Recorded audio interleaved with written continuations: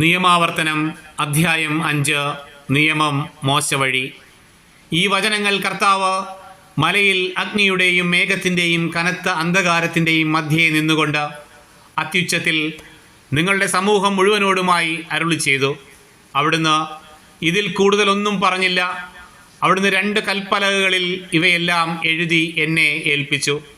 പർവ്വതം കത്തിയെരിഞ്ഞുകൊണ്ടിരിക്കെ അന്ധകാരത്തിൻ്റെ മധ്യത്തിൽ നിന്ന് സ്വരം കേട്ട് നിങ്ങൾ എല്ലാ ഗോത്രത്തലവന്മാരും ശ്രേഷ്ഠന്മാരും എൻ്റെ അടുക്കൽ വന്നു.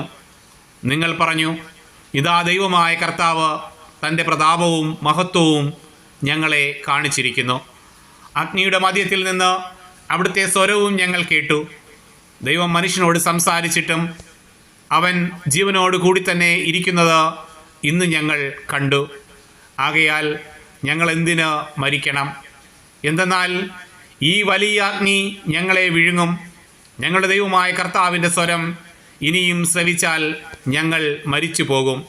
എന്തെന്നാൽ അഗ്നിയുടെ മധ്യത്തിൽ നിന്ന് സംസാരിക്കുന്ന ജീവനുള്ള ദൈവത്തിൻ്റെ ശബ്ദം കേട്ടിട്ടും ജീവിച്ചിരിക്കുന്ന ഞങ്ങളെപ്പോലെയുള്ള മർത്യർ വേറെ ആരുള്ളൂ? നീ അടുത്തുപോയി നമ്മുടെ ദൈവമായ കർത്താവ് പറയുന്നതെല്ലാം കേൾക്കുക. അവിടുന്ന് നിന്നോട് പറയുന്നതെല്ലാം ഞങ്ങളോട് വന്നു പറയുക.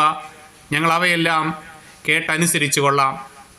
നിങ്ങൾ എന്നോട് സംസാരിച്ചത് കേട്ടിട്ട് കർത്താവ് എന്നോട് അരുളി ചെയ്തു, നിന്നോട് ഈ ജനം പറഞ്ഞത് ഞാൻ കേട്ടു. അവർ പറഞ്ഞതെല്ലാം നന്നായിരിക്കുന്നു. എന്നും എന്നെ ഭയപ്പെടാനും എൻ്റെ കൽപ്പനകൾ പാലിക്കുന്നത് വഴി അവർക്കും അവരുടെ സന്തതികൾക്കും എന്നേക്കും നന്മയുണ്ടാകാനുമായി ഇതുപോലെ സന്നദ്ധതയുള്ള ഒരു മനസ്സ് അവർക്ക് എന്നും ഉണ്ടായിരുന്നെങ്കിൽ കൂടാരങ്ങളിലേക്ക് മടങ്ങിപ്പോകാൻ അവരോട് പറയുക, നീ ഇവിടെ എൻ്റെ കൂടെ നിൽക്കുക.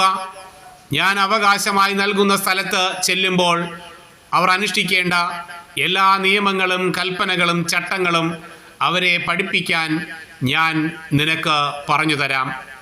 ആകയാൽ നിങ്ങളുടെ ദൈവമായ കർത്താവ് നിങ്ങളോട് കൽപ്പിച്ചതുപോലെ പ്രവർത്തിക്കാൻ നിങ്ങൾ ശ്രദ്ധാലുക്കളായിരിക്കണം. നിങ്ങൾ ഇടം വലം വ്യതിചലിക്കരുത്.